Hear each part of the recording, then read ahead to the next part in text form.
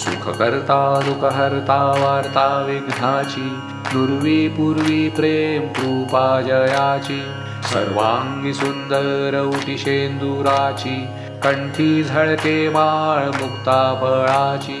जय देव जय मंगलमूर्ती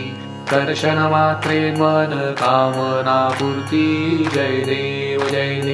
रत्न खचित फरा तुझ गौरी कुमरा चंदनाची ओटी कुंकुम केशरा हिरे जडित मुकुट शोभतो बरा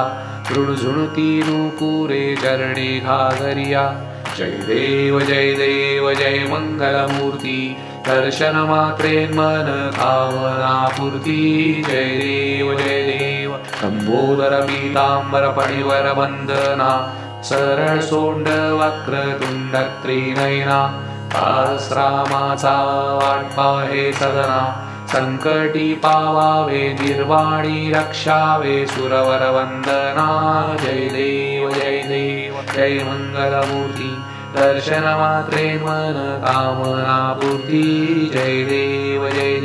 खालीन लोटांगण वंदीन चरण डोळ्यानी पाहिन रूप तुझे प्रेमे आलिंगन आनंदे पूजिन भावे ओवाळीन म्हणे नामा त्वमेव माता पिता त्वमेव बंधुश्च सखा त्वमेव विद्या द्रविणं त्वमेव सर्वं मम देव कायेन वाचा मनसेन्द्रियैर्वा बुद्ध्यात्मना वा प्रकृति स्वभावा करोमि यद्यं सकलं परस्मै नारायणायति समर्पयामि अच्युतं केशवं राम नारायणं कृष्णदामोदरं वासुदेवं हरि श्रीधरं माधवं गोपिकावल्लभं जानकीनायकं रामचन्द्रं भजे हरे राम राम राम हरे हरे हरे कृष्ण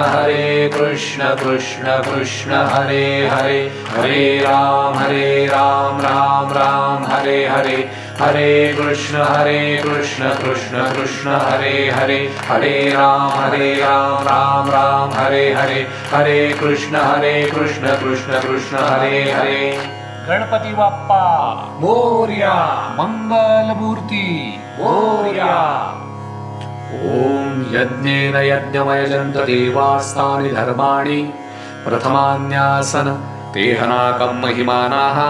सचन्त यत्र पूर्वे साध्याः सन्ति देवाः ओम राजाधिराजाय प्रसय्य साहिने नमो वयं वैश्रवणाय कुर्महे समे कामान् कामकामाय मह्यं कामेश्वरो वैश्रवणो ददातु कुबेराय वैश्रवणाय महाराजाय नमः ओम स्वस्ति साम्राज्यं भोज्यं स्वराज्यं वैराज्यं पारमेष्ठ्यं राज्यं महाराज्यमाधिपत्यमयं समन्तपर्यायी स्यात् सार्वभौमः सार्वायुष आन्तारापरार्धात् पृथिव्यै समुद्रपर्यन्ताया एकराळिति ओम तदप्येष श्लोकोऽभिहितो मरुताः परिवेष्टारो मरुतस्य वसनगृहे अवीक्षितस्य कामप्रेर्विश्वे देवाः सभासद इति मन्त्रपुष्पाञ्जलि समर्पयामि।